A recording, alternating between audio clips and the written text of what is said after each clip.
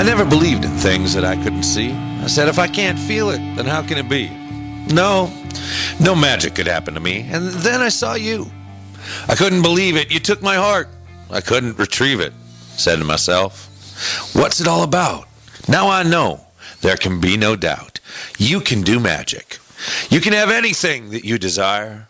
Magic. And you're the one who can put out the fire. This is the Community Solutions Podcast. Jason Bradley, Andrew Richter, climbing to the top of the highest Christmas tree, scoping out all the Grinches in the land like Governor Tim Walz, and then there must be giving the presents back. There must be a mirror by Walz if we're searching all the Grinches. Okay, Jay. Yeah. I was going to talk about what a rotten mood I'm in, but this is the last show of the year. Okay, that's going to be published. Last published, not last recorded. Yes, right. That's right. We got one more before the end of the year. Yes. And this band is on the tip of my tongue. Mm-hmm. So just give me a second to think. Okay. Now, let me just say this. I'm in a rotten mood for a lot of reasons. Yes. We got a lot of rotten things to go over. Yes. And I'm going to tell you something right now. I'm so hot under the girdle. I am so mad. I hate both parties. I hate their guts. I wish I could I honestly can't say on the air what I'd like to do to everybody. Pretty much everybody. There's just, I look at my bare hands, Jay, and you could do a lot with your bare hands if your adrenaline's pumping. Yeah. Okay. And I know it's Christmas time, New Year's time. It's been a horse manure year. I get all that. Okay. But we're going to end the year on maybe the sourest note that we could. I mean, look. For all you musicians out there, it'd be like playing a minor second. Well, yeah. Interval. I mean, we're playing some Allman Brothers or something to end the year. Okay, it's just bad. All right, now, I believe. I think the Allman Brothers are bad. All right, they're okay. Okay. What's that one song?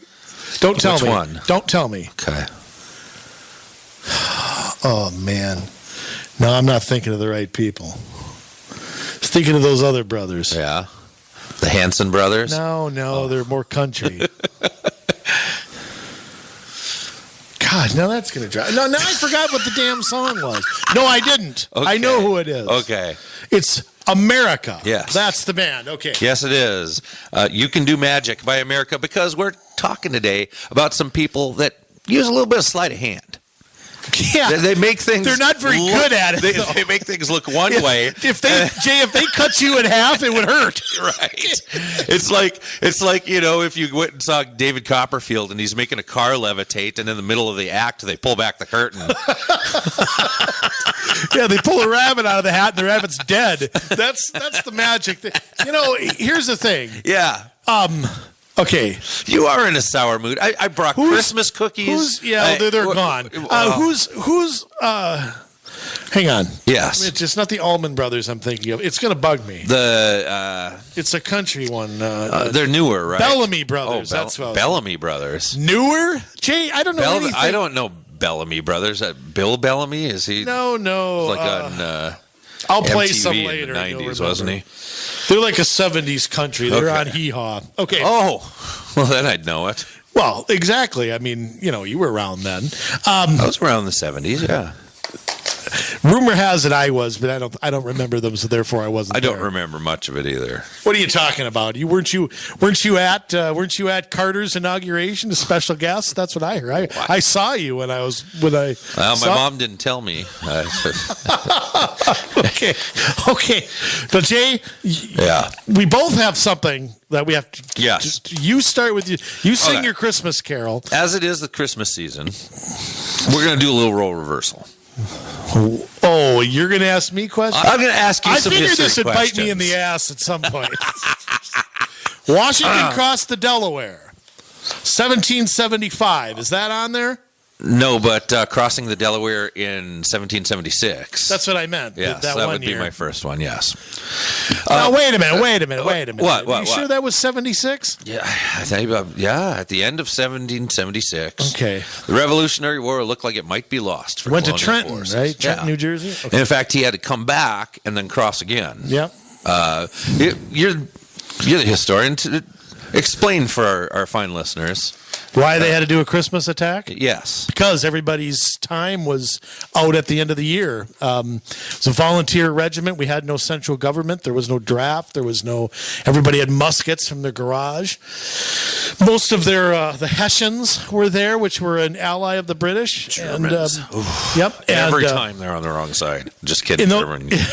Our German friends. That's all been rectified. I'm one of them. We're good. Yeah, that's true. You're one of Richter, them. you can't get more German than that. Okay. Unless your name was Klaus. Yeah. Klaus. My great grandfather, Captain of the Mayflower, Adolphus Richter III. Now you can't get more. You can't get more than that. Okay. Right. Now, and so with the regiments ending at the end of the year, they weren't getting paid.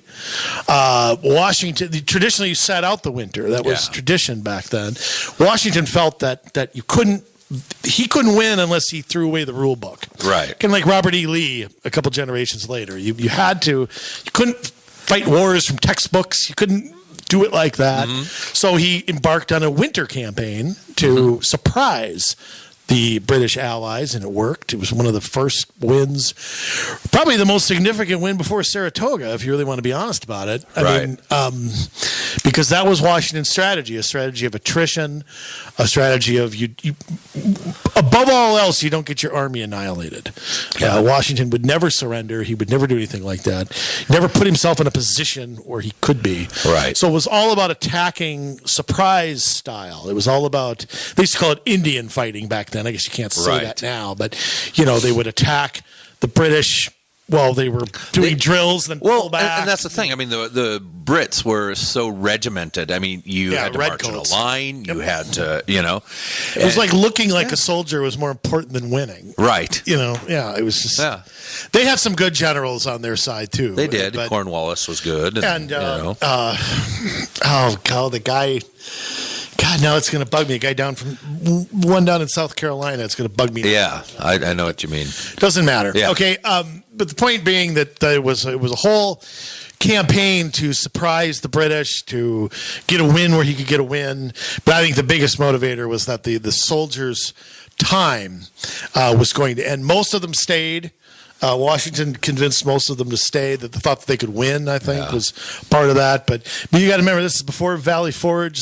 I mean, remember back then, you didn't do a tour and go home. Right. I mean, it wasn't like that. So in Washington, and I'll say this for Washington, the guy never got paid a nickel. Right. The entire time. I mean, he wasn't a poor guy, but he wasn't a wealthy guy either. Right. I mean, much of his money was tied up in land that he inherited from his brother Lawrence, Mount Vernon being the big piece of it. Yeah. He wasn't cash rich. Right. And at the end of in fact, he never got paid the entire time he was a soldier, the entire time he was president. All he asked for was his expenses to be reimbursed.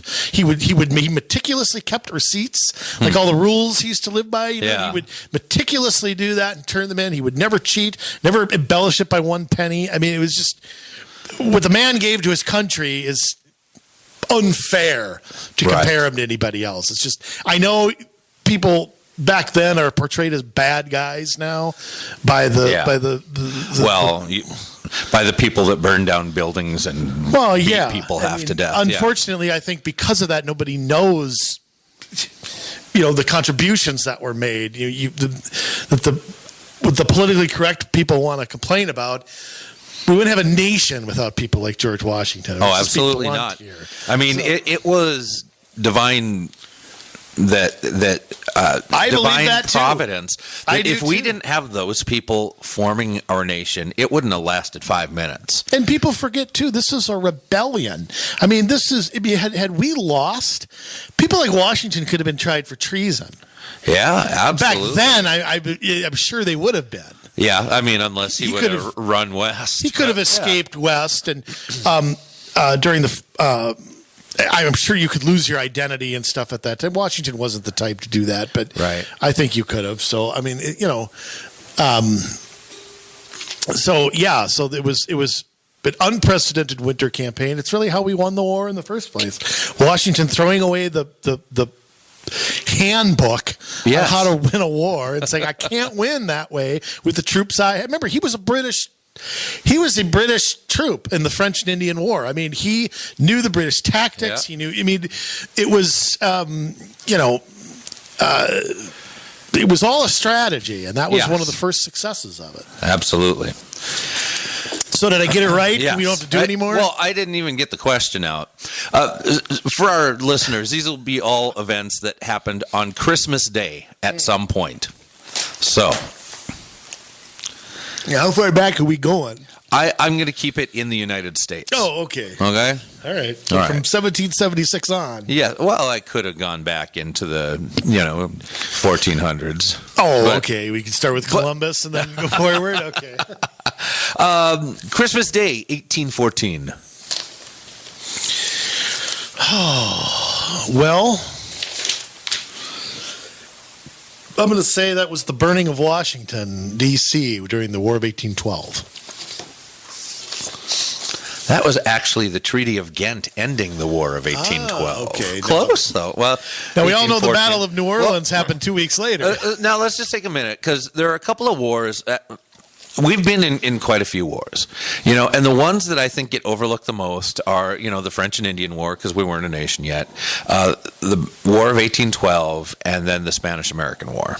Those are the I three. throw the Mexican War in there, too. Yeah, I guess that maybe one to as a lesser extent. Yeah. Because that's where most of the Civil War generals got their... Right, and you had the Alamo and all that. That was when Texas was its own country. Right. Yeah, I hear you there. So You're right, though. Those wars...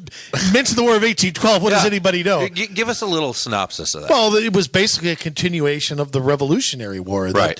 There was a lot of terror. The Treaty of Paris that ended the Revolutionary War left a lot of things unsettled. A lot of border disputes, skirmishes had taken out. Yeah. It happened. Tecumseh and William Henry Harrison out in Indiana. There was a lot of unfair trade going on. President Jefferson and President Madison really had to deal with a lot of pirating, and a lot of that was financed by the British, which, it was basically the second revolution. If you really want to be blunt about it, that's what it was. Right. We declared war on them, by the way. Think about it. Yeah. We declared war on the world's largest navy and the world's second largest army. We already won once. Yeah, well, I mean, and again, if you want to be honest, we got creamed in that war. Yeah. I mean, we got the hell beat out of us. Now, the British were fighting Napoleon at the same time, and I think the rationale was the main forces in Europe, we can take people who wanted to Canada was a British province then. Mm-hmm. They wanted to invade Canada. Canada did not want to be part of the United States. Mm-hmm. Okay. The Indians fought largely with supplied by the British, fought us on the west. The only place where we really had we were so bad we couldn't defend our own capital. The only place that we had success was in the south. Yeah. That was the only place. And the greatest victory we had happened 2 weeks after the war, quote unquote, ended. Right. But it took almost a month for President Jackson to get general at the time to get the word down in New Orleans that we thought we could defeat them on land, that they wouldn't take us very seriously. But when Napoleon got beat, that's when they turned on us and burned Washington, and we pretty much surrendered. And the British just said, "All right, just stay over there, and I don't want to hear about you anymore." And then we had this kind of a Cold War with England for most of the rest of the century. I mean, Civil War, they were not our friend. They supported the South for the most part, especially the cultural elite over there. Yeah. But the British cabinet, people like Lord Palmerston and people he was an older guy, but Lord Russell, a lot of them supported the South. I think the working class capitalists, I think, supported the North. But we had this Cold War with the Brits really all the way to World War I. But the best way to describe it is a second revolution. It was a continuation. It's almost like you could say World War II was a continuation of World War I in some respects. Right. I mean, I know the players were different and the countries were a little different, but ultimately it was the Central Powers fighting the East-West, again, with America coming in late. So, that's the War of 18. So, I mean, I guess I had the right war. Wrong. You did. And in fact, So that was signed Christmas Day? Yeah, so the White House was burned earlier in the month. Oh, okay. So it was still in December. You were close. And by the way, we sent, if you look at the people who, do you know who went and negotiated that for us? Over in Belgium, Ghent, Belgium. That's how it got its name. Mm-hmm. Yes. Some of our highest politicians we sent over there.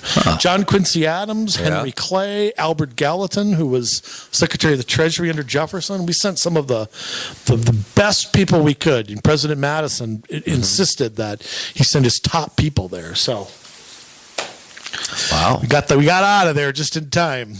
Wow, or everything would be bloody over here too. We'd all have bad teeth. Okay, Christmas Day, 1868. 1868, Christmas Day. Okay, well, you're right after the Civil War and Reconstruction.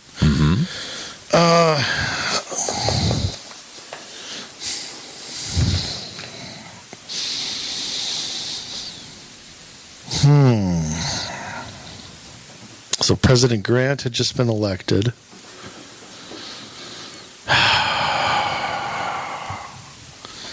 Oh, Jay, you're giving me a headache already. I got you on one. Well, I haven't got you yet, but I got you thinking. You're going to get me. I got you thinking. That's good.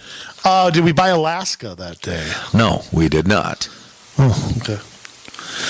But, I mean, let's take a look. You said something in your processing there about Grant getting elected. So what often happens for a president that's kind of waiting out the rest of his term? Oh, the Electoral College put him in on that day? Did they vote on that day? No. What happens if he's the lame duck? Yeah. Jefferson Davis got pardoned or released from prison. Close. And he may have been included in that. President Andrew Johnson issues a final pardon to Confederate soldiers. Okay. Yes. It was a blanket think Davis pardon. got out before that. It was the fourth in a series of pardons. You know, the last people pardoned in that, by the way, was a guy named Dr. Samuel Mudd. Yeah. For those who don't know who he is, he was an ally of John Wilkes Booth and set his broken leg the night that he shot. He didn't know that he had shot Lincoln, but he was arrested and he was put on trial. And they tried to find some conspiracy, couldn't find it on him, sent him to jail anyway. And I believe President Johnson commuted him at the very end of his term. Yeah. I know Mudd died of, he wasn't very old when he died. He died of some sort of pneumonia or influenza. I shouldn't say that because we're right in COVID, but he was only about 50 years old when he passed away. Yep. Yeah, I guess he would qualify because the final one, this fourth one, Proclamation 179, issued amnesty to all and every person who had fought against the United States during the Civil War. So he didn't need to do any more after that, I guess. Yeah, I guess not. Once you get them all. All right. 1914. Christmas 1914. Yes. So we're in the Wilson years, okay? Yeah. Well, we weren't in World War I yet. Let's see, the Lusitania was in May of 1915. What the hell passed Congress then? Okay, we're after the income tax, or after, let's see. I'm going to say, I'm going to take a guess that was the day William Jennings Bryan resigned as Wilson Secretary of State. No. Okay. I'll give you a hint. This one doesn't really have to deal with America yet. They weren't really involved. So it's got to be something in World War I. The Germans announced they were going to sink. No. Britain entered the war on the Allies' side. No. Okay. The Germans announced they were going to attack anything with one of their U-boats. No. All right. I got three guesses. I can't think of fourth. This is a really interesting story. I've always loved this story, and hopefully you can elaborate on this for us a little bit, too. The World War I Christmas truce is reached. Oh, I can't believe I didn't get that right. Yeah. No, they all met at a house, right? I can't remember who was all involved. It was French and Germans, I think. Yep, British were involved as well. Okay, so they were at. I don't know that. I don't remember the details, but some troops on one side were having dinner at a house and troops from the other side knocked on the door. Yeah. And so they all ended up having a Christmas dinner together. Yes. Or something like that. How did they did, and they sang songs. And it was just a total. How did I not know that? Yeah, I don't know. There's like a million songs that have been sang about that too. I love that story of the Christmas truce. I mean, two amazing sides. If you get rid of the kings and the queens. I mean, basically, they were all. It was a family affair. World War I. Without governments, people seem to get exactly. along. It's totally until they don't. Until a warlord comes up and slaughters everybody. Pretty much. So until a dictator brainwashes everyone. So it's better to have government, I guess. Gee, I took 39 guesses there and didn't come up with the most obvious. That's all right. Last one. Let's do this quick. 1968. December 20th, Christmas Day, 1968. Let's see. Well, it's before the moon landing. Was it the Tet Offensive? Did that begin on that day? No, that was in 68 because my dad was over there. He was over there right after that. Let's see.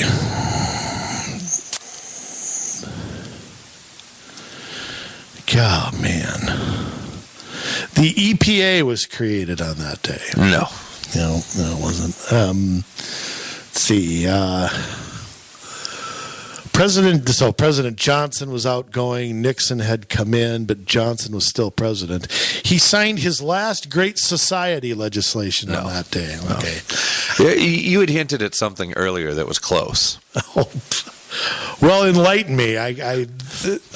It's not quite as conspiratorial.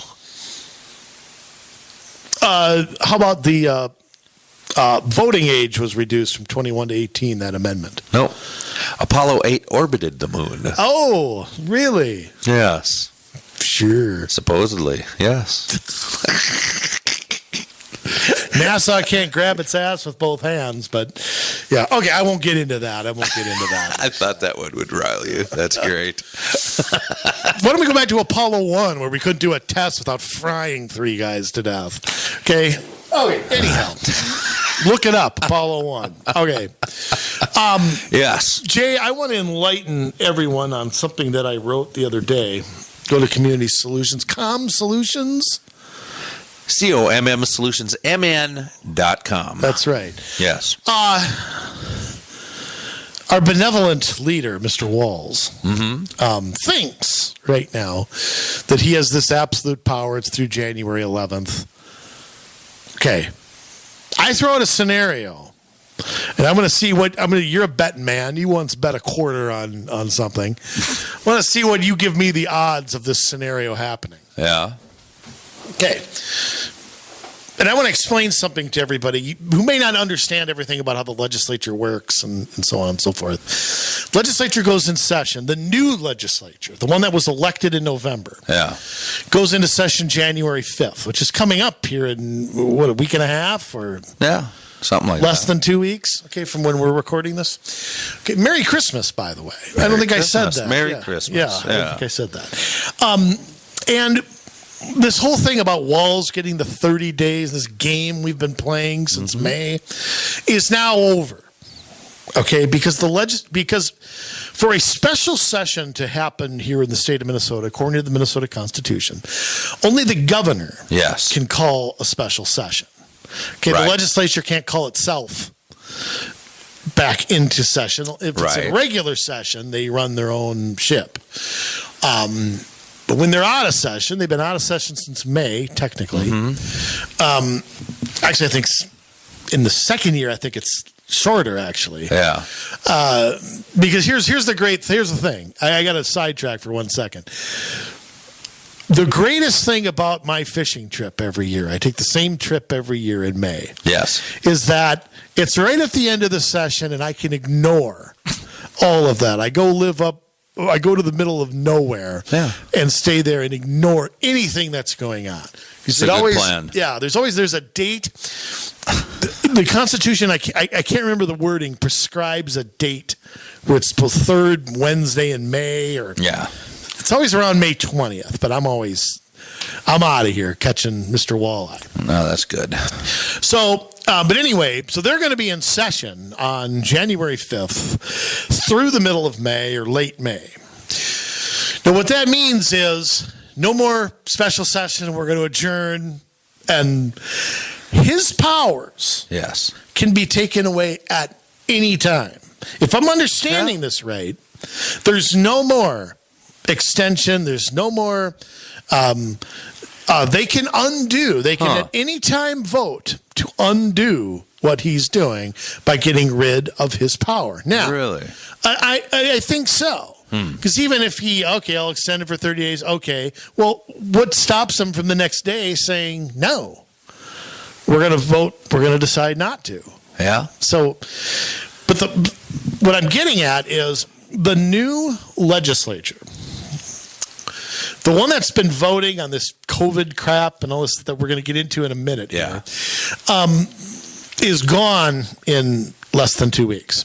So when they take the oath, now normally the first day of the legislature, they're all chummy and, they're all, hey, your place or mine afterward. They elect the speaker. Everybody takes the oath of office. Mm-hmm. They elect those are all predetermined. They already know who's going to win. It's one of those chummy days. Yeah.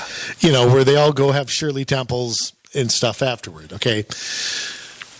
Could it be this is to be the first time that doesn't happen? Let me give you a scenario. Okay. In September and October,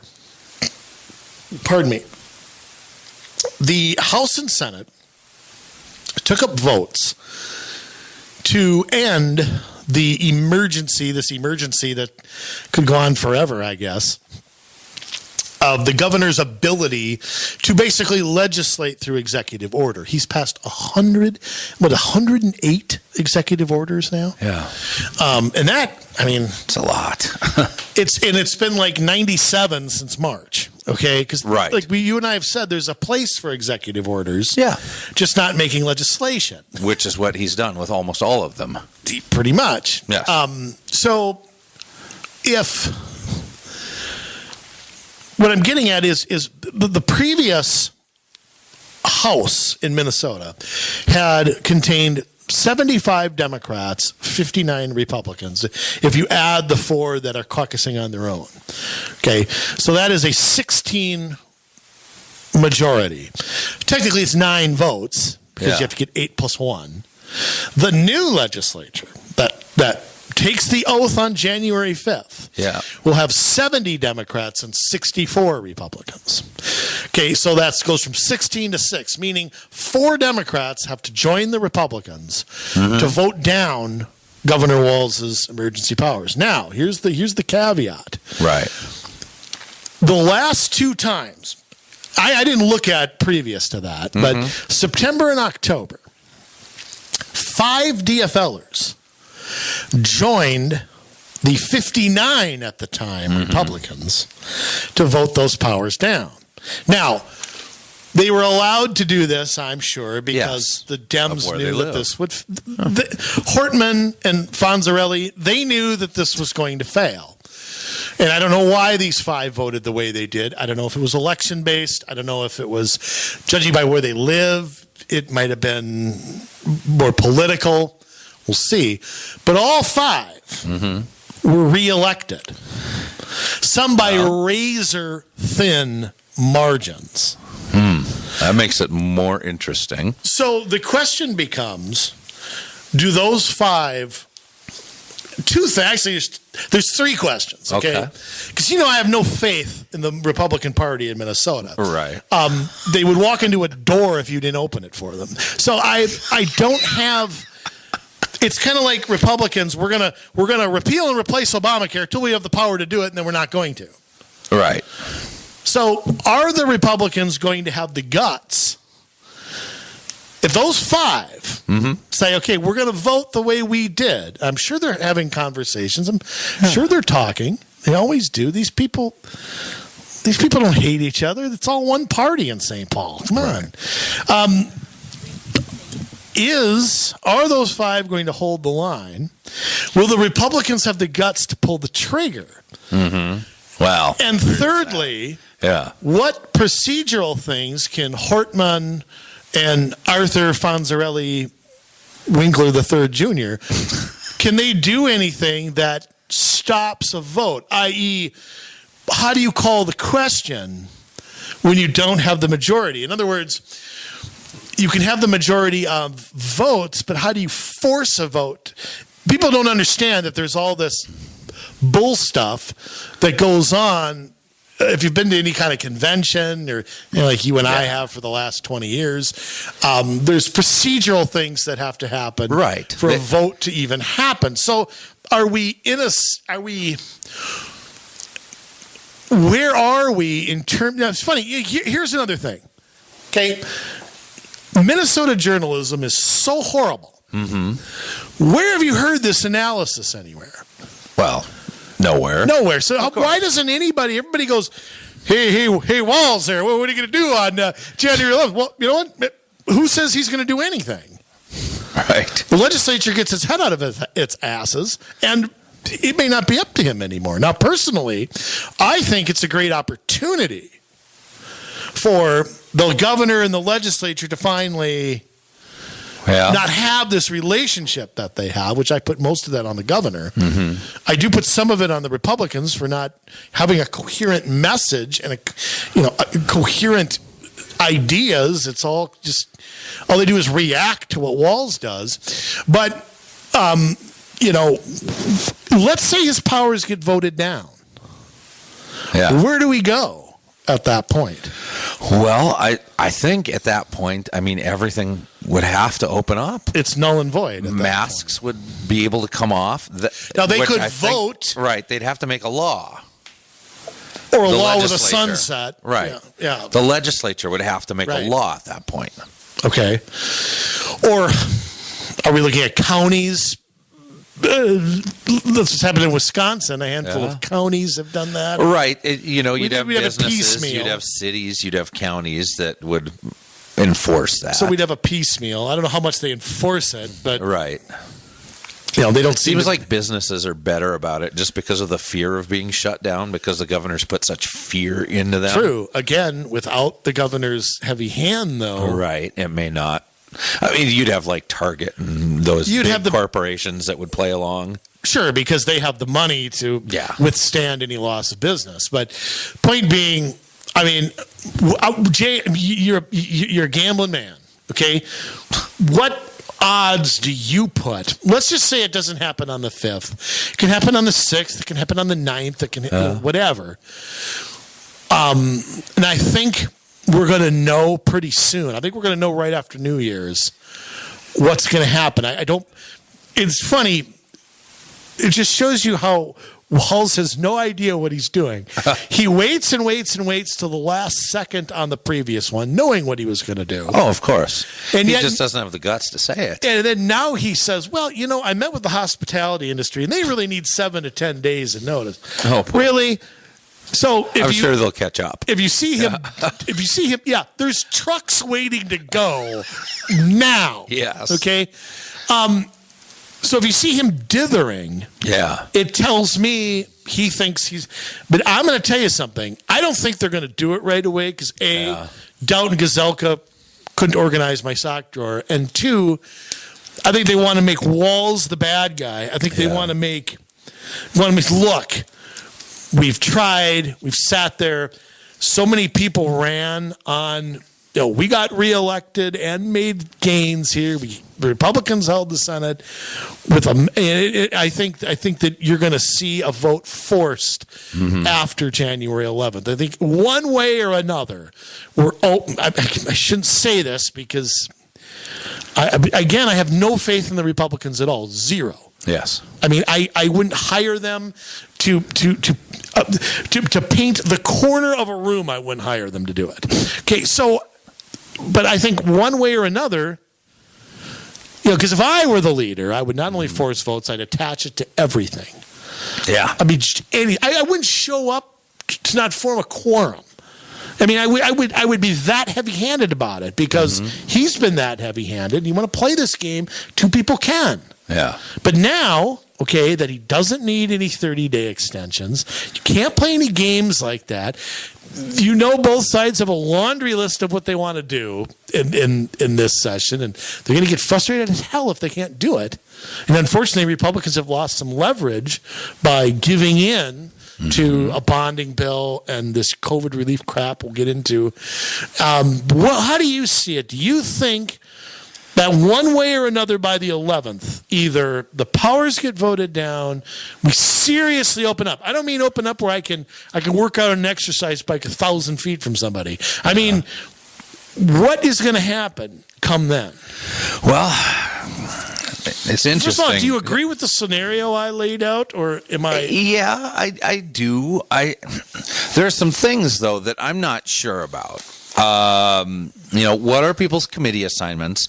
How much power do the majority whips have on the Democrat side to take away committee assignments? To take away, I don't know if they had committees, these five. I don't know if they just sit on committees. As we've seen, they use those things as leverage with their base to be able to say, we let you get reelected. You've been reelected. People have short memories. Now you're with us. So I don't know. I can see that playing out that way. I could see them saying, my base really does want this, and seeing all the pressure, and there's only going to be more pressure every time he re-ups because these restaurants are going to want to start serving food indoors. They're going to want to fill those tables back up. People are going to Wisconsin. They've been closed 17 out of the last 42 weeks. Yeah. That can't last. No. Period. It's a recipe for economic destruction. For years. Yeah. So I don't know. Do the Republicans have the guts to take the powers away? That is a different question entirely. I think because it's a popular issue, they probably do. I don't think there's a lot of backlash. The backlash comes from pretty diehard Democrats for the most part. Well, here's the other thing. Here's the other factor playing in. The other factor playing in is the really unpopular parts of the shutdowns have been schools, youth. I mean, that's like. And he's tried to release a little steam. And here's the fun. Valves. Here's the funny part of it is that have you seen any polling on that? It's funny how when the shutdown was popular, you saw polls all the time. Yeah. Now you don't see any. Right. So when Walz was at 70%, he's probably I would say he's maybe in the 40s at the highest right now. And it's a tough one because he's beholden to the teachers union who doesn't want to open, and yet all the parents want the schools open. Yeah, but his hand's going to be forced there because he knows that people are going to seek out educational alternatives, which is what the left doesn't want. Yeah. They want everybody on their plantation, and he knows that the more that fall behind, the more that aren't getting what they want are going to start looking elsewhere. As they should. Yeah, and he can't have that. Right. So, and I think that's the back and forth between him and the teachers union. There's nothing about masks or classroom distancing. It's all about, okay, how do we open and not lose kids? Right. And we're going to have to see, though, as well. I mean, the schools look like they're going to open, but as far as the school choice issue, I mean, we're going to have to see, should Biden become our next president. He's the next president. His secretary of education is against school choice, is looking to destroy charter schools. There may not be a lot of options. Well, federal has only so much leverage, but states pretty much can dictate what they want when it comes to money talks. Money talks, but it's a small percentage of the money. I'm not sure that I think there's 35 to 40 states where that's not going to play very well. Yeah. So they can. Let's hope. Look, we went through this under President Obama. Yeah. He wouldn't offer the race to the top to charter schools. Arnie Duncan tried to, when he was in Chicago, tried to do the same thing. They failed. Yeah. For all their rhetoric, they failed at stopping alternatives. And I think a certain percentage is not going to go to public school no matter what you do to them. The difference is going to be bringing others along. But see, my thing is, if you can distance learn from anywhere, why does it matter who's teaching? Couldn't that be the conclusion that some people reach? Okay, well, if we can do this, why can't we do this anywhere? Right. And I know that's not for everybody because people have to work. But so you think? Well, give me some numbers. Throw something at me. Are we looking at? Throw something at me that the powers get taken away. We're looking at 3-1, 5-1, 10-1. Throw something at me here. You better have the money to back it up, too. I don't have any money. Goodness. I don't know. You're talking odds, and I don't bet. A mythical honeybee on. No, I don't know what that means. Actually, it's 100. I know that. Yeah, I don't know. I think it's probably 3-1. They don't get taken. 3-1. They don't. I think that's too low. But it might be. That they get reversed. I would put that at more like 10-1. I don't think that. I don't trust the Republicans. Yeah. And I think you're right that the Democrats will come down very heavy-handed. But here's the key: that has got to somehow get out to the public. Yeah. Because we all know what happens. But what do you think are the odds that everything opens? Maybe not completely, but by January 11th, bars and restaurants are open, schools go forward. We're sitting here vaccinating people. What happened to 2 weeks to flatten the curve? How did that become? We're going to close till we have a vaccine, and we have a vaccine, and we're still not open. No, and we're not going to be until probably April, because they say that the vaccine can live in your nose and you can be asymptomatic and still spread it. Which is bull. The Moderna one is one shot. Yeah. It's dumb. All right, so you're not putting it too high. No, I don't have a lot of faith that they're going to get. As long as it can be passed and it's cold that people are inside, they're not going to open up indoor dining. So you think it's going to extend? The indoor dining is going to remain closed? I do. Wow. So 17 out of 42 weeks has been closed indoor. Yeah. And you think that's going to continue? I do, yeah. Wow. I can't believe I'm more bullish than you. Yeah, well. I don't see how it can. I don't see how anybody can survive any longer. I really just don't. No, I don't either. How's that outdoor dining working? With the 10 inches of snow the other day. Right. How's that working? Well, it's not. Talk about a slap in the face. Outdoor dining? Yeah. Go and buy some heaters and have outdoor dinner. No. How about no? It's ridiculous. Long distance running governor. All right. Yeah. Jay, I want to get to this COVID. Yes. That would be good. COVID package. I'll tell you what. If you watch the governor, yes, who made a great reality show out of signing this, did you see that? He was going to take questions about extending the shutdown, except that he didn't. And he was so excited. He practically, he looked like he wanted to hump a lamppost, or have like a big steak dinner that he signed this great package. I love saying package. To give all this aid to unemployed and people shut down. If you actually read what's in this thing, okay.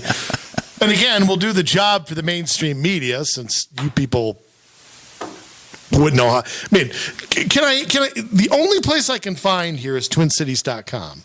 Yep. That basically broke it down, and even from then, you don't really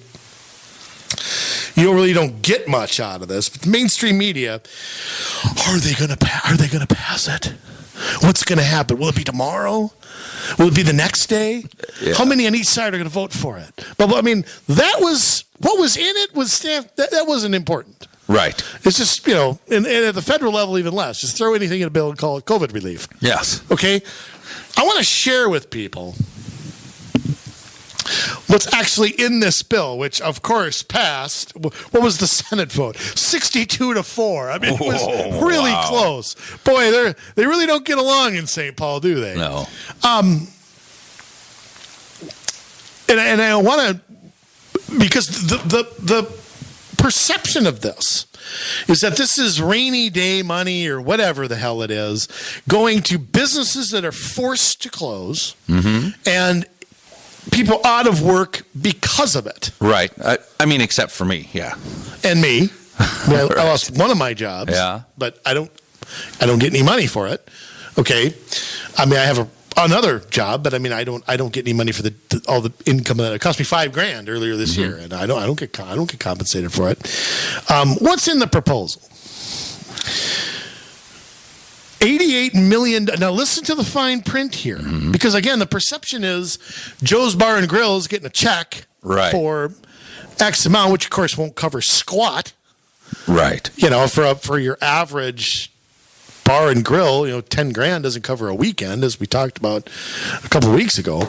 But $88 million will go through the Minnesota Department of Revenue to be used for payments to restaurants, bars, bowling alleys, and gyms. The department will issue grants to businesses that have faced a 30% loss in the second and third quarter of 2020 compared to the year prior. Now that's interesting since they're shut down in the fourth quarter. Right. Now if you're open in the third quarter, how can you show a 30? So if you're closed for 17 out of 42 weeks and had a 29.9% loss, you are ineligible for this money. Am I reading that correctly? That's the way it reads to me. What the hell is that? Where's the damn relief? Where's the beef? Seriously. And here's another thing. Down here, it says businesses, assuming they are in good standing. That means in good standing. All your sales tax paid. Yep. Permits. Yep. It's a great chance to get you for something you don't have. You're doing business as registration with the state. All of that. Yes, you got all your all your paperwork has to be up to date.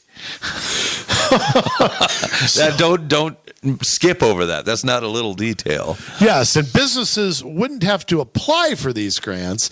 The department would determine whether they meet the criteria and send out a check based on the size, assuming that they're in good standing. Yeah. So in other words, I mean, what the hell does that mean? But I mean, okay, we're shut down in the fourth quarter. Right. You were open in the third quarter, but you have to show a 30% loss in revenue. Right.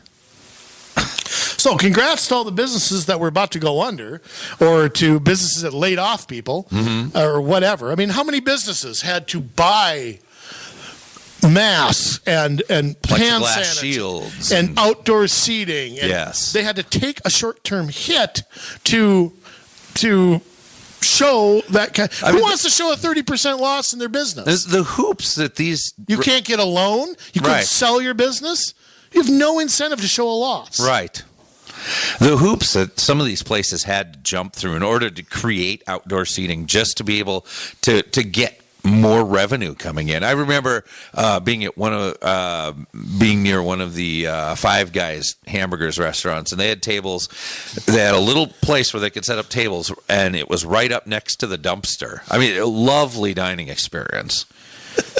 And it's not their fault. I would do the same thing. My wife and I went out to Malone's in Maple Grove, and they had huge, tents you'd see at, the state fair that they put up. And they had to go get tables from somewhere. And they had makeshift and outside bar. And the pull tab people had to come outside. And of course, it could have rained, and the whole thing could have washed out. I mean, they had to. It's either that or you don't open at all. And again, government, you're 100% responsible for this. Mm-hmm. Okay, I mean, the state government's 100% responsible. And look at the conditions they attach on that. Yeah. All right. I'm sure these businesses did lose money in the third quarter, you still had people that were afraid to go out, and you still had places that maybe weren't doing that well to be. Businesses succeed and fail for a million different reasons. Right. So 30% in the third quarter. That's.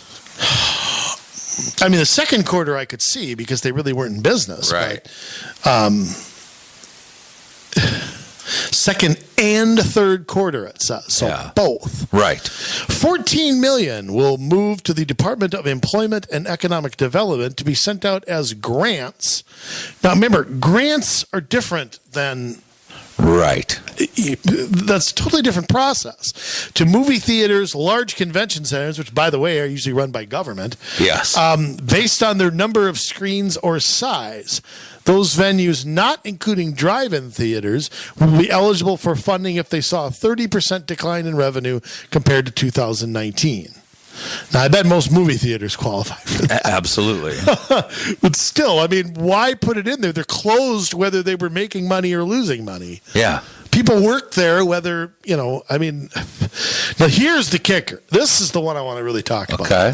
The remaining $114 million, so half the money that was passed almost, will be distributed locally to hotels, museums, arcades, live theater venues that might not fit the criteria, and counties will receive between $250,000 for the smallest counties and $25.5 million to Hennepin County to deploy to businesses as they see fit. Now, let me stop right there. First off, $26 million of this is more than 10%. Mm-hmm. So more than 10% of this money is going to Hennepin County to distribute as, quote, they see fit. Right. What the hell does that mean? By the way, I went to Hennepin County's website, could not find a single thing on this. No idea where this $26 million is going to go. Yeah, I don't know, because this is a new thing. I know that I had seen maybe a month or so ago that they did have some grants set up for entertainment venues and things of that nature, but again, it's a grant. You have to be in good standing with the state. You have to apply. You have to wait to be a month before you get anything. Yeah. $26 million, Hennepin County. What do you want to bet some of that ends up in sidewalks and, complete streets? And, we need a new boiler over in CO2-free boiler over in Building 6 or something. Well, how many times did we see that where grants came in city from level? other We COVID saw relief? that. Yes. CARES Act. The CARES Act money went to libraries and upgrade a park or something. Yeah. You didn't go to the people. City staff. Yes. Their salaries were paid. I hired a diversity coordinator. So Hennepin County's going to get $26 million as they see fit. Now that's the critical part. Now, businesses that maybe they don't have to hand it out to businesses that are closed. No, they don't have to hand it out to businesses at all as they see fit. Right. Feed the homeless, equity program. Who says, like we've talked about, slap anything on it and call it COVID relief? Right. You think Hennepin County is going to send something out to a business? Well, they will to some, but they're going to play favorites. Politically connected ones, probably. Those, I assume that minority-owned businesses will probably get more. Probably. Just because of the state of things right now. They've been hit the hardest, the minority neighborhoods. They have, as south side of Minneapolis and stuff like that, definitely. But there's reasons why that have nothing to do with COVID. Right.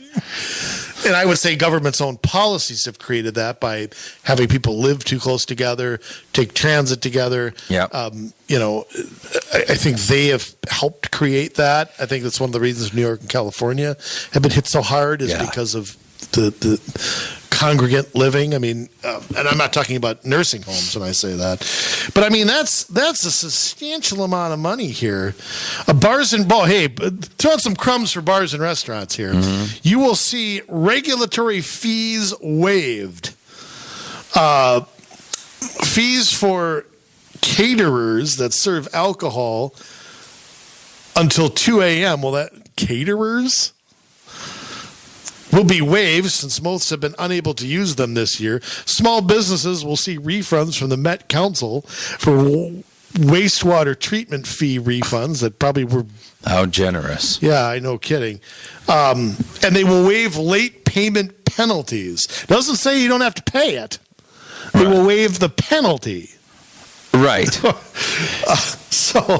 And hey, Minnesota school districts get a little chunk of this. They will receive an 11-month extension to access how many students apply for free and reduced lunch. Their total obsession, the free and reduced lunch. So I don't see much direct aid here. Extension of unemployment insurance, which, I mean, the feds are going to step in and cover that.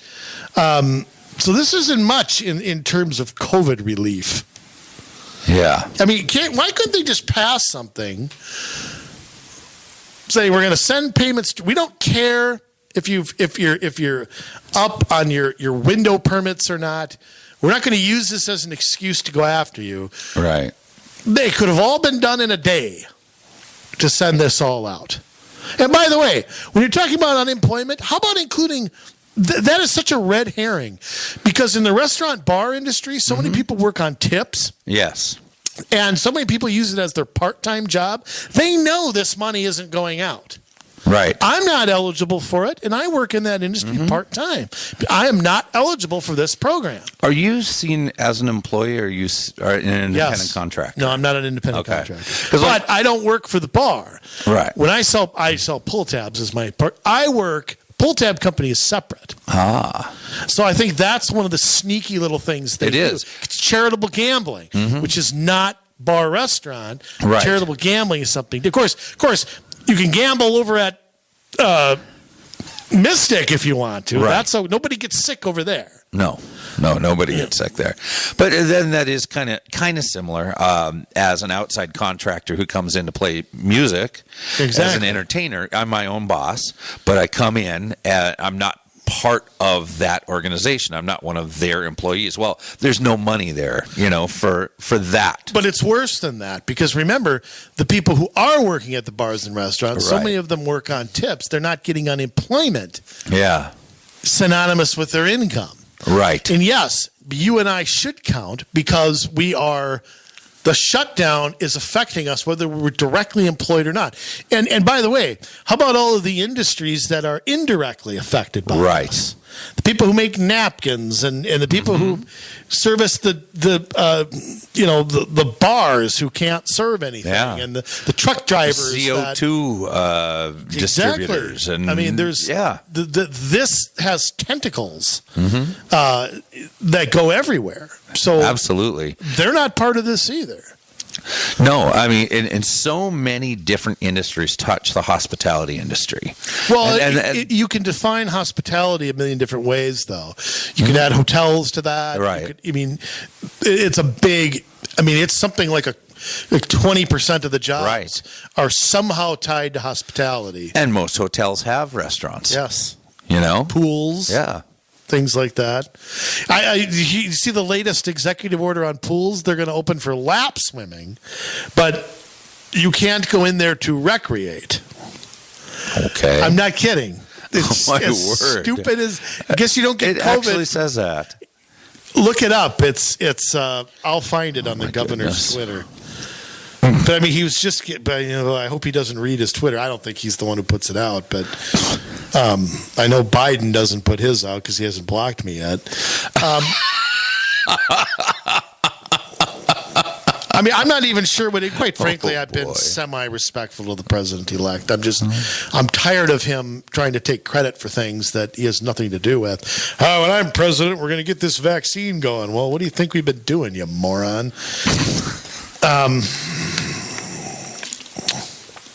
I can't. I'll look at it. The hell with it. I can't find it. But the point being that this is not what it is portrayed as, and it's very frustrating to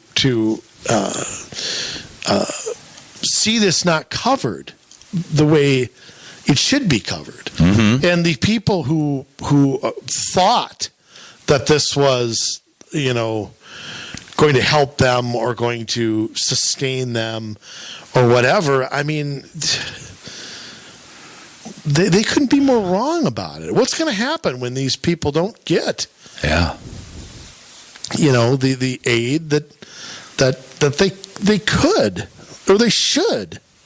Here it is. Hold on. Okay. Executive Order 20-107 104, I'm sorry, reopens pools for lap swimming lessons and organized swim teams.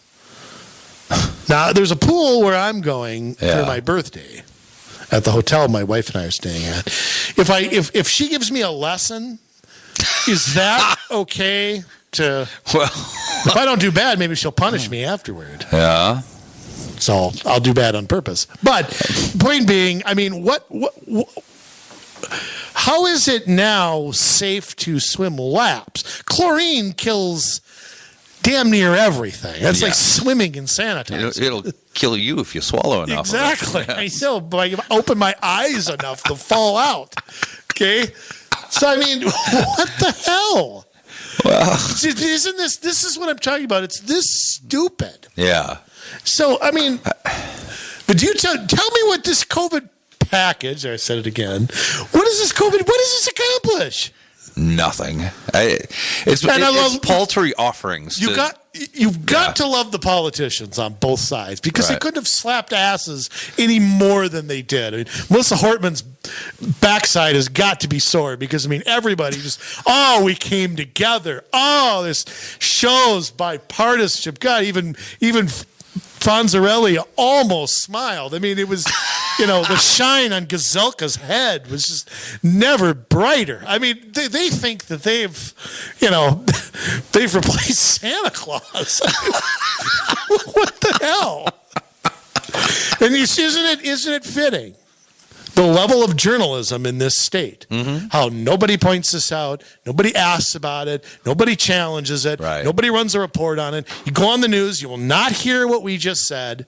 Nobody will go out and interview a bar restaurant owner not getting squat, or a bartender who's unemployed for the second time. Yeah. You seen anything like that? No, they'll go talk to the nurses union. And I love nurses. I'm married to one, okay? It's not, they're in a tough spot too. They're working hard and God bless them for it. But, how do you not look at that bill and go, what the blank? Yeah, it's not good. I know is... Hey, I'm sure Jan Malcolm has good stuff to say about it. Where are the hearings on her, by the way? Yeah. By the way, yes. When something passes 62-4, Jay, that ought to raise more red flags. Anything that passes by a wide margin, I just go, oh no. Uh-oh. Like we talked about the bonding bill. Yeah. Whatever show that was about a month ago. Same thing. When I saw everybody whining about that for 6 months and blah, blah, blah, then all of a sudden there was the big love fest. Yeah. And it was like, boy, you guys are tough We negotiated. Boy, instead of $2 billion, it was 1.9. We got it. If I got 95% of what I wanted all the time, I'd be the happiest person on earth. Okay. Well, the feds really haven't done any better job with theirs. I mean, look at that. I mean, they're sending... I don't want to look at it. They're sending millions of dollars all over the world, for gender programs in Pakistan, to Sudan, to Cameroon. Well, okay, back up 1 second. Yeah. One of the issues here is we should explain at the federal level. The federal government has got to fund itself through September. Right. October 1st is when the federal budget begins, and they don't have an agreement. Yep. So, to get it passed by huge margins, they had to hodgepodge the allocations of spending with a COVID relief bill, but it got press as a COVID relief bill. Right. It's the same thing. We'll throw anything in it and call it COVID relief. And the only person who there's about 3 people who've pointed this out. Yeah. Rand Paul is one. Okay. Mm-hmm. Ted Cruz is another. Yep. And President Trump is another. Yeah. And that's about it. Mm-hmm. Everybody else on Twitter, voted for your little check is going to come out. And we're going to send some of your money back that you gave us. Right. Okay. So that's what's gotten all of the press. But quite frankly, what they did was they took those two things and hodgepodged them.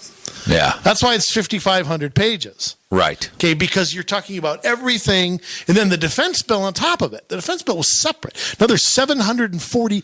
Now, first off, the first time we had $1 trillion budget. Do you know what year it was, Jay? I am going to take a stab and say 2002. 1 trillion? No. You're not that far off. Yeah. It was fiscal year 1986. Oh. It was the year That far President back. Reagan took the budget and said, I either have to sign this damn thing or I have to. I can't remember what he did with it. Eventually there was an agreement. Yeah. But fiscal year 1986 would be October 1st, 1985. Yes. So that was 1 trillion. Okay. Now our budget prior to this year. Yeah. So fiscal year 2020 was set on October 1st, 2019, was $5 trillion. So our federal government has grown 5 times just since 1985. So in a generation and a half, we'll call that ish. 35 years? I mean, 35 years, yeah. So that's how much the government has grown. These 3 bills alone, now we're talking a year later, okay? Right. These 3 bills alone, the defense bill was $740 billion that President Trump just vetoed yesterday. Yeah. The bill to fund the government for 9 months, this is just the discretionary spending part, Yeah. was $1.4 trillion. The COVID, quote, relief bill was $900 billion. This is 2.5, what is that? What the hell's my, almost 3. Yeah. No. What the hell? Something like that. 900, carry the 4. $3 trillion of spending in a week Yeah. that we're putting forth. So, I mean, but COVID relief, I mean, if you wanted COVID relief, okay, I think there's ways I would do it, not how they're doing it. But let's just pretend we start with their premise. Yeah. Okay, like I don't understand why we can't just say, okay, we're going to collect no taxes for the next 2 months. Yeah. Bars and restaurants, you don't have to pay us anything. Go ahead, do your takeout or whatever, but you don't have to pay any taxes on it. Yeah. You don't have to match people's FICA, okay? Because that would be direct relief right now, which is what they need. Yes. They don't need a check in a month, okay? Yeah. Or $600 whenever that arrives, okay? I still haven't gotten my first one from last spring. Okay? Right. For a whole bunch of reasons I'm not going to get into, but if you want to accept their premise that they have to do their program and they want to send out money, why couldn't that be agreed to in like 5 minutes? It should. I mean, why couldn't we just sit down and go, okay, look, we understand that we all have little goodies we want to get in something. Can't do that right now. We can argue about that later. Put the people first, get it passed. Let's get that relief. That $600 will be spent. Yeah. That's spending. In theory, this is not how you create wealth, but that money will get injected into the economy and may stop us from going off of a cliff. Mm-hmm. Okay? You could argue that. You could argue that the PPP money could save these businesses, although I think they're going to need a year or two before we're anywhere near where we were in 2019. But I think the housing bubble might take care of that. I'll stop being so bearish now. But why couldn't that bill? I mean, they've been talking about it since the summer. Why is it that Why is it that has not been done? Well, we know why. It's because we got dysfunctional doorknobs in Congress. But when they had an election at the same time.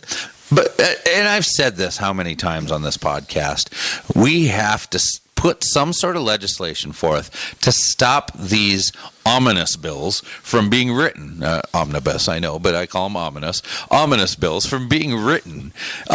One subject per bill. You deal with that. It's short. It's easy to understand for everybody. It's not in lawyer speak. And you got me agreeing with AOC. I mean, what the heck? I know. I liked one of her tweets, Jay. Yeah? I liked it. Well? She made sense for a change. But we've got to stop writing these. You know, you have one bill that deals with getting people checks. You have one bill that deals with how much money we're going to send Cameroon. You have one bill that deals with getting relief to restaurant and bar owners. You have one bill that deals with the vaccine distribution. You have one bill that deals with all of this. And instead of stuffing everything into one big monstrous 5,500 page I'll tell you what's worse. Travesty. Is once they knew it was going to pass, everybody tried to add anything they could. Oh, of course. And that's what they do. That's what the lobbyists do. That's what, but I'll tell you what else might help this. This is something President Reagan called for. This is something that President Trump, I wish, would articulate this. He's saying it, but he's not saying it. Yeah. And that's, we need the line item veto. Because the president needs to be able to say, okay, look, because the president's forget that it's Donald Trump for a minute, because this could be any president. You get handed a bill with a gazillion things in it. He doesn't even read it. You couldn't read it. I mean, nobody can read that. This is like it's like the size of like 11 Bibles. You couldn't read it if you wanted to, and you have to sign all of it or none of it. Now, if the president could take this apart and say, "Okay, look."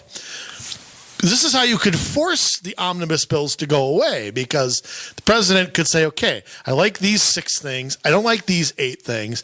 So I'm going to veto these 8 and we'll pass what we agree on. Yeah. And we'll sign that. Now, President Trump is saying that without articulating that. I think people don't know what a line item veto means. But when he went on his rant the other day about all the garbage in there, 5,500 pages of garbage, I think is what he called it. I mean, and he already vetoed the by the way, do you know the spin the media is putting on the defense spending bill that he vetoed? That he vetoed a soldier pay increase. Right. Like if that was a single bill for their $38,000 to get a 3% increase, the president wouldn't sign it? Come on. Exactly. Give me a break. So that's how it's being portrayed. That's exactly what I mean with these ominous bills. They need to be done away That's like with. 3% of the bill. I bet it's less. Yeah, it's like the soldiers get paid what, $41,500? Yeah, and that's what they're saying now on Twitter. Trump doesn't care if the soldiers get paid. Who cares if we're in endless wars everywhere and you know we're paying for the defense of 90 other countries? Who cares about that? Right. You know, so yeah, but the things in this, I mean, I can't even go through them. I don't want to, but think about, the reason we're talking about this, Jay, and the reason I'm so passionate about it is you think of those cities with 2,000 people in them, and they got 2 bars and 2 barber shops and 1 place to work out. And they're ghost towns right now. Yeah, I mean they're dying as we speak. You know, I mean, and this so-called relief, this so-called bipartisan backslapping that they did such a great thing here and went on and on and on about. By the way, can I say one more thing? Yeah. What is up with Congress getting the vaccine first? I know. What happened to while my wife toils away in long-term care? Yeah. What is going on with working in long? She's not in long-term care. Working. Thanks for clarifying that. Well, you know, but I mean, and you sit there and you watch 35-year-old Congress people get vaccinated. Yeah. You know, by the way, that's the first time I've agreed with Ilhan Omar. And let me tell you something. Yeah. You want to hear a rant about it? Tulsi Gabbard put Yeah. on the best one. Absolutely. And it was articulate. It was true. Thank you for not taking it. She's 100% right. But, I mean, I'm just sitting there watching. You know, Vice President Pence, I think, had done it. He wanted to show, look, I'm going to take it so people can, you know, there's this 50-50 divide. Yeah. And I think seeing a few of them take it, that, okay, look, it's all right. You know, if they're 70 or 80 years old, I think it's a little different. Yeah. But the idea that I'm on television watching these people get the vaccine, all laughing and giggling. Oh, yeah. And we're sitting here. My wife's working in long-term care. They're waiting for theirs. Mm-hmm. With a COVID unit, with people 80 or 90 years old in those congregate settings. Yeah. It's disgraceful. I'm sorry, it's disgraceful. Well, they can take theirs in 2 weeks. Yeah. You bring them over here. You all live with your private security in your mansions. You know, you go hide out in there we don't need you. Okay, Yeah. so I mean, it's disgusting. It's just disgusting. Well, that, and you've got states like Massachusetts that are sending it to their prisons first. Did you see that? No. Yeah, their prisoners are getting it before their long-term care and their nurses. Now we're going to have a race to see who's an essential worker now. Yeah, apparently being a prisoner is one. What do you want to bet? So, you know, teachers making get license put in plates that and yeah, making license lunch plates. boxes. That's the. I mean, God bless teachers, but come on, Yeah. if you're teaching elementary kids and you haven't seen them for 10 months, I think you're okay. You know, I mean, I'm all for getting the schools back open, even though some of what's taught I don't care for. Yeah. But kids, I mean, they just, I think a certain amount have to be in that setting. And I feel so bad for the parents who are trying to work, educate, losing income, I mean, it's so unfair to them. It's so unfair. But yeah, this federal garbage. I mean, by the way, if you get a chance to go to President Trump's Twitter page and listen to about a 4-minute rant about it. It's hilarious. And I have to say this too. The president has been saying all along, again, the media not paying attention because they can't blame him for something, but he's been saying all along that he does not want a hodgepodge bill. He does not want crap all at once. He wanted that defense bill lower and not about aiding other countries or defending. He hasn't, I mean, what does Congress do? The exact opposite. Yep. And I'll tell you what, though, it was passed by such wide margins. I mean, what do you think? You think he's going to veto it and they'll override him? Probably. I think that's going to happen. Now, he has a few options. Remember, the new Congress takes over in January 7th, I want to say. Something like that. So I think they're out of session January 3rd. But he has to make for people to know this, the president has 10 days to sign or veto something. If he vetoes it, it goes back. It has to start in the House. All spending bills have to start in the House. And if he signs it, it becomes law. If he does not sign it, it becomes law without his signature. If they pass a new bill and there's less than 10 days left, that's when he can let it die with a pocket veto. So there are some options still left. I still think the president wants a resolution, but Right. I don't think I think he said he's going to veto it without saying it, trying to get them to do something new. He's in a weak position, though. I mean, I hate to say this, but as a lame duck president, with your Secretary of Treasury in on the negotiating, with the Republican Party having no appetite because the Senate could pass anything they want, having no appetite to do anything or stand on any principle, with the handful of what was it, 6 people that voted against this? I mean, a very small handful. I mean, I think they're going to override him too. I think that there's a question about it. I mean, he can symbolically veto it. He probably will, but unfortunately, I think that defense bill will get overridden too. Probably. I mean, the Republicans in the Senate voted that by a large margin. Same thing with Democrats, who, when Bush was president, criticized all this, and now they're all for it. So, I mean, we've got to just, I don't know. It's just, I don't have much hope right now. I just don't. Well, you got some Xanax or something I can have? Or no, I don't have any of that. I don't know. I don't even know what that does, but it's disgusting what's going on. It's disgusting. Now, if I do have one ray of bullish, it's something's going to happen good on January 11th, and that's where you're bearish. Yeah. But I'm actually bullish on that. All right. Well. Because I'm going to tell you something. I mean, I was going to say if the governor were smart, and then I kind of giggled. You know, I think his hand's going to be forced in some way, shape, or form. The only thing I can think of is where those DFLers are back on the reservation. I mean, it's one thing to let somebody vote for something to get reelected or because you know something's going to pass. The question now becomes, you know, how are you going to force a vote? I mean, say you're Hortman or you're Fonzarelli. How do you stop this vote from happening? Well, other than threatening the DFLers, which they could do. Yeah, they can do that. Are there procedural things where they can have to bring it to the floor? I thought a majority could call the question, but I could be. Yeah, may take a supermajority to do that. I don't know. Because you don't get a supermajority for a lot of stuff. So right. I don't know. I really don't. I mean, it would have to make its way through committee, right? No, or not with this. Not with this. Okay. This is not a committee that takes up emergency powers. I don't believe. They don't have to hold hearings. This is extraordinary.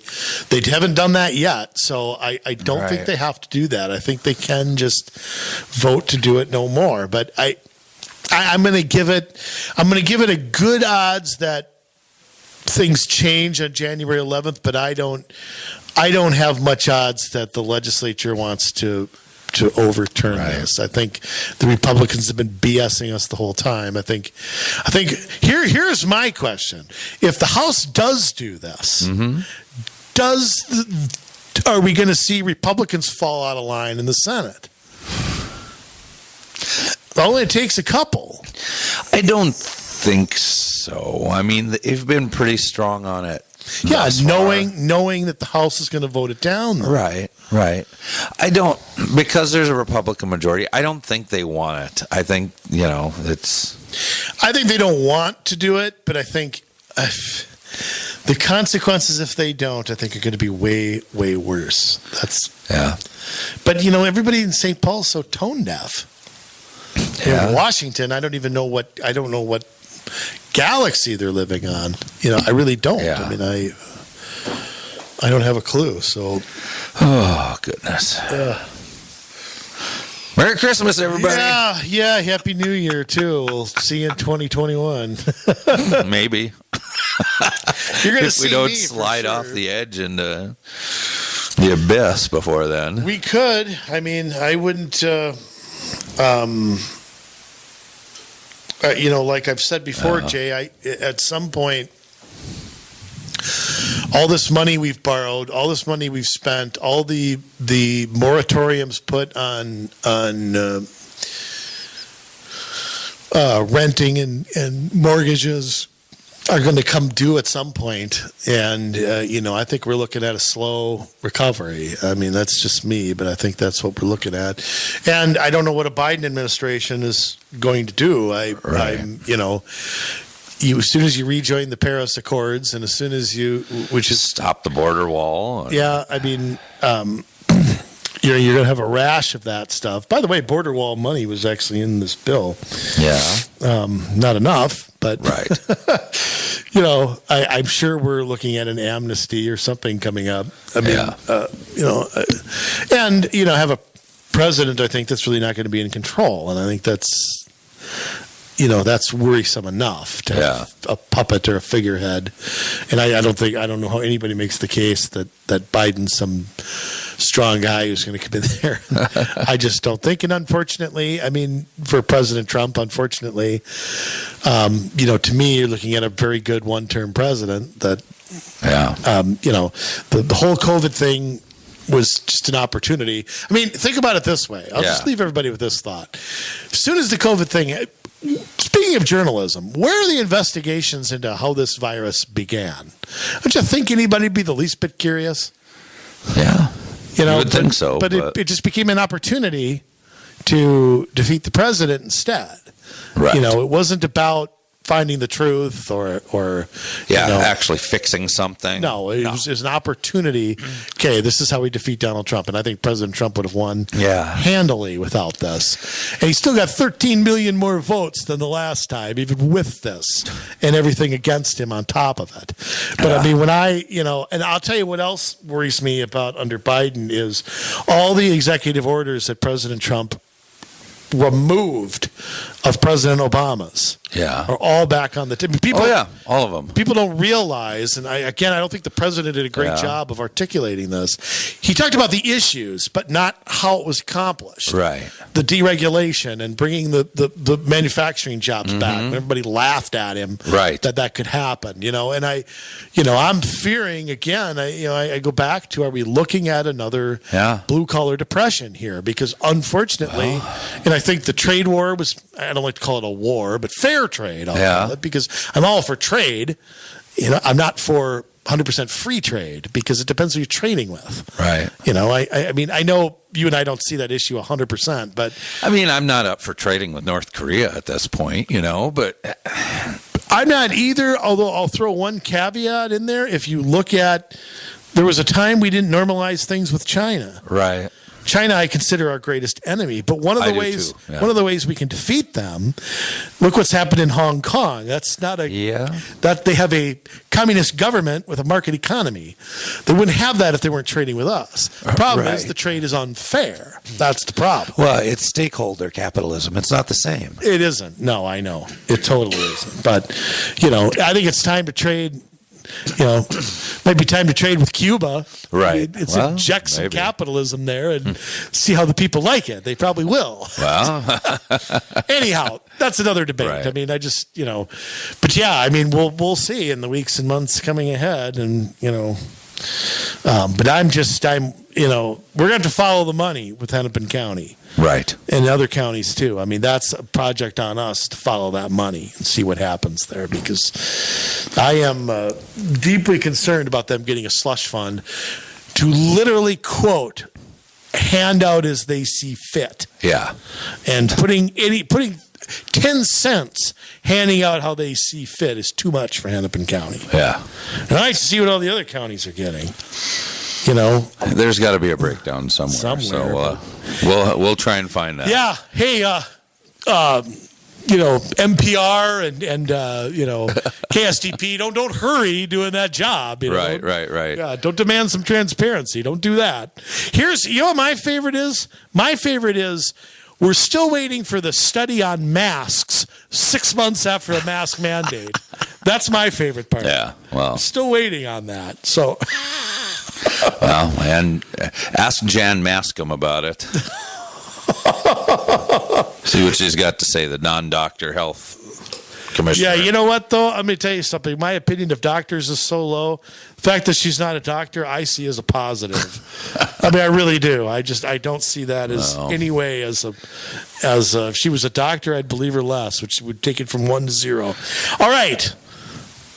That was a long show, but that was a good one. Yeah, that was a good show, my friends. I guarantee you heard things in this show that you haven't heard. And by the way, if you want to hear a great podcast, Joe Rogan with Alex Berenson, get on there. It's about 3 hours long, but I could have listened to it for forever. You can see why Alex Berenson is no longer in the mainstream media, by the way. He spent a lot of years at the New York Times. Yeah. And he's not part of their group think or anything. No, like that. All the radicals run all the other people out of the New York Times. Yeah, so all the same companies owned all these papers, by the way. So that's another problem. Jay? Yes. It's that time again. It's that time where I introduce the master of disaster, the king of sting. The pish of posh, the suffering of succotash, the Roddy of Piper, jet flying, limousine riding. The women love them, at least the ones over 70, all the Eagles fans. Word. The men, we all want to be him, and we all know that. We don't have that perfect hair that he has. It is pretty good. I have the better body, but still. I present Community Solutions presents The sign-off sermon. Jason Bradley, you take it away. Well, yeah. That's about all I got. Good night. All right. Well, that was beautiful.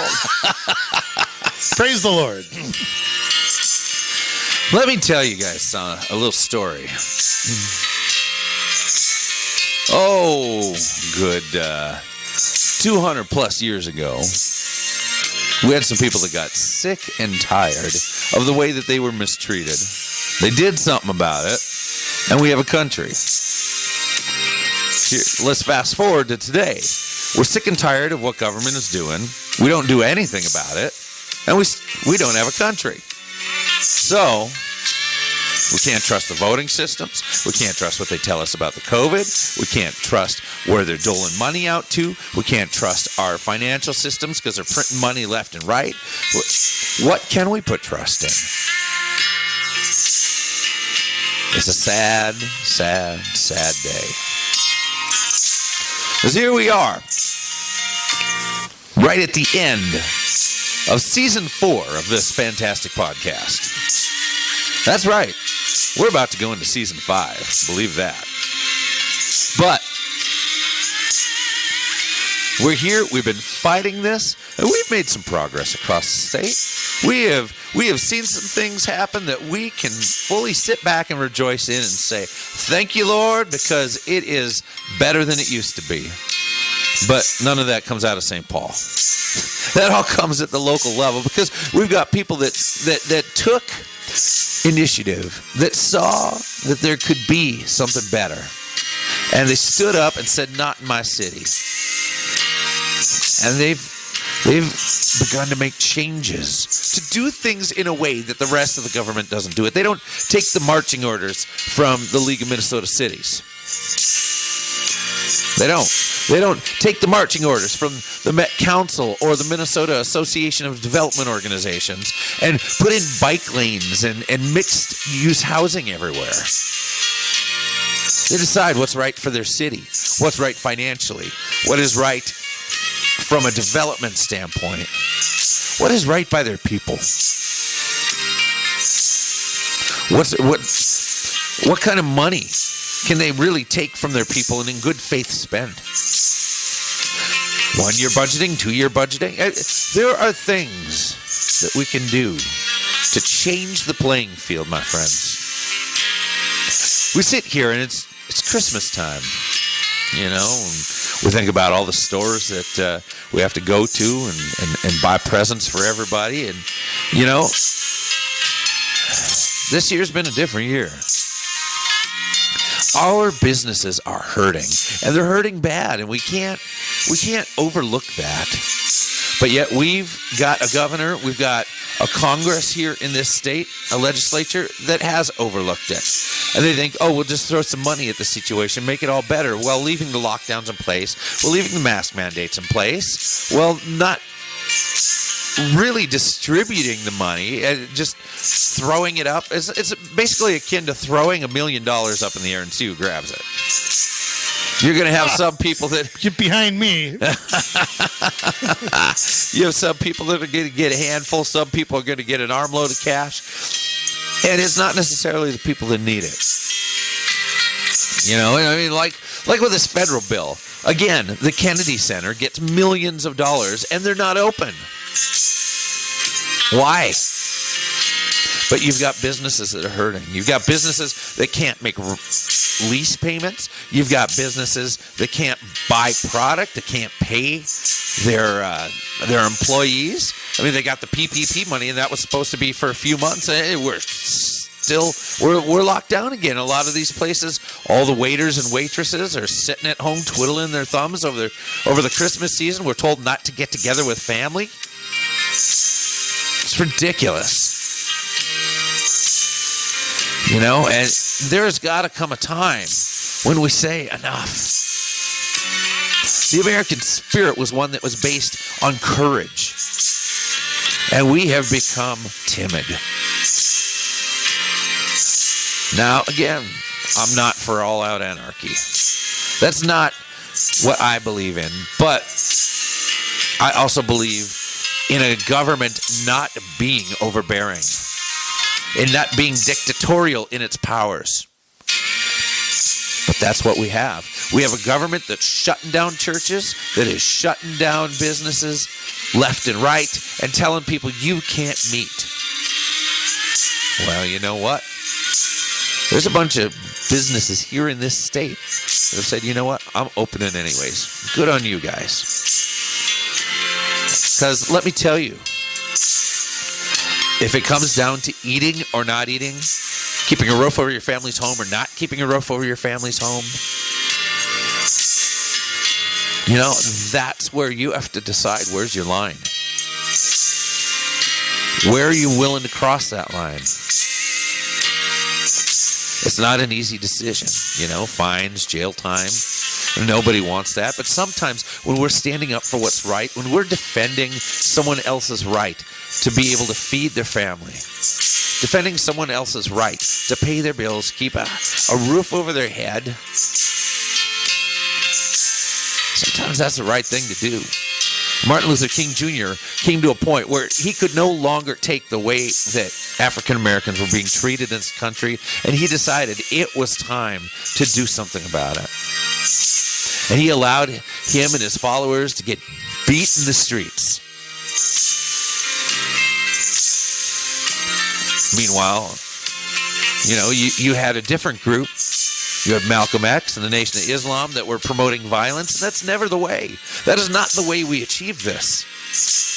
But it is just to stay straight and true. For those things that God has put on our heart to go and do, we have to continue to do them. We have to continue to walk in those things. And yeah, there may be a period where we didn't know at the beginning of this thing exactly what was going on. We felt like something smelled fishy, but we took a wait-and-see approach. All right, 2 weeks. Let's flatten the curve. Let's see what's going on. And it's just become worse and worse and worse and worse. And the misinformation and the lies and the unexpert, is that a word? Unexpert advice that we have gotten from the people that run this show. Not this show, but the Minnesota show, could not have been worse. The hits that we've taken, the restaurants, the businesses that we've already lost. People like me who can't, and I'm not talking about just, when I talk about this, I'm not talking about me. There are a lot of people like me who do music, who juggle, who go around and do illusions, that pull tabs, whatever, in restaurants, and who don't fall under any sort of help whatsoever because they're self-employed and they're not a direct employee, that are struggling too. It's a shame what we have had to walk, what we have had to endure. You know, and we're sick and tired of being told, oh, you don't love people because you just want to kill everybody because you want to open things up. Not opening things up is killing people. And at some point we have to decide, when are we being overbearing and doing something for the sake of doing something, and it's having far more damage than anything that this disease could bring? How many times I've heard this, oh, this is such a deadly disease. Well, yeah, to less than 1% of the population. And it's a shame, you know, we don't want anybody to die, and we want to take precautions. But we are going about this the wrong way, and there is a better way. And we have a government that has decided that we are going to toe the line. And what does the Declaration of Independence say? When a government has become destructive to its own ends, it is time for the people to do something about it. Now, I'm not calling us to arms. We're not there. But we are in a place where we need to just walk humbly and do the right thing. We need to do the right thing. You who own businesses, you have families that are suffering. Open up. Open up and let them work. You know, open up. Let your employees get paid. Let them take care of the things they need to do in their lives. Stand up. Get on an advisory commission in your city and advise your city council.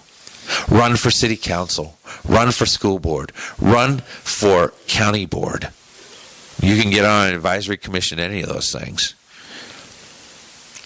They need our voice. They need our participation. And it is a new election season. That's right. We're looking, there are people who have races in 2021. There are people who are going to have races in 2022. And the time is now. I know. You say, I just got done with Christmas. Kids are driving me nuts. It's a great time for you to start looking into it. I'm going to lock myself in my office for an hour.